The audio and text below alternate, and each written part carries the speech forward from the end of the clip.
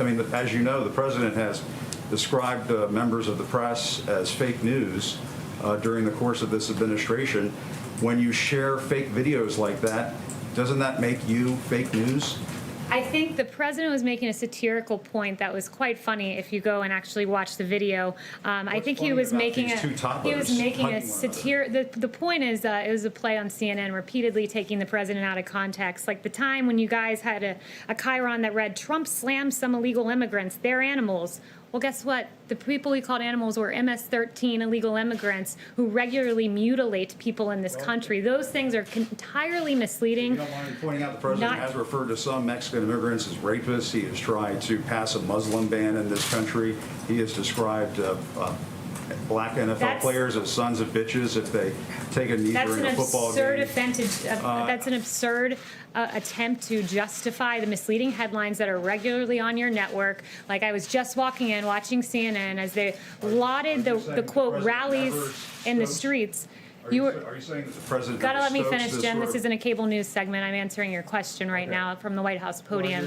When I walk out of here, when I walk out here, Jim, and I see on your network celebratory headlines about the rallies and the protests outside, and you actually said protests and rallies. So in light of a protest, if these gatherings happen in light of a protest or a rally, as you say, that rally is to be condoned, but not the president's rally. I mean, it's appalling. You have one person on your network saying that this is a celebration in the streets, a carnival-like atmosphere. There's a guy with a sign that says free hugs.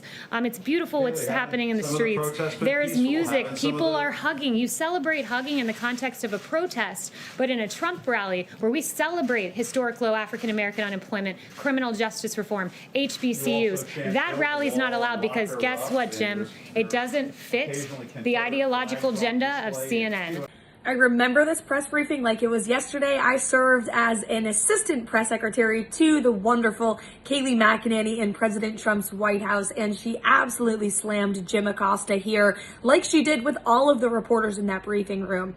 Having been just alongside her, having helped her prepare those research books, having been in the room with these reporters and dealing with them myself, I can tell you, they are left-wing propagandists. They are not true journalists. They come into the briefing room with an agenda. They come into the briefing room all understanding what each reporter is going to ask the press secretary. So much different than what we're seeing now in Joe Biden's White House press office and briefing room, where the reporters are asking softballs of Karine Jean-Pierre, the current press secretary, who always punts, never has anything to say. First it was circle back girl, then it was Karine Jean-Pierre saying, we're not going to comment on this. I miss the days of having Press Secretary Kayleigh McEnany in there battling the liberal media, taking them to task and speaking truth from the White House podium.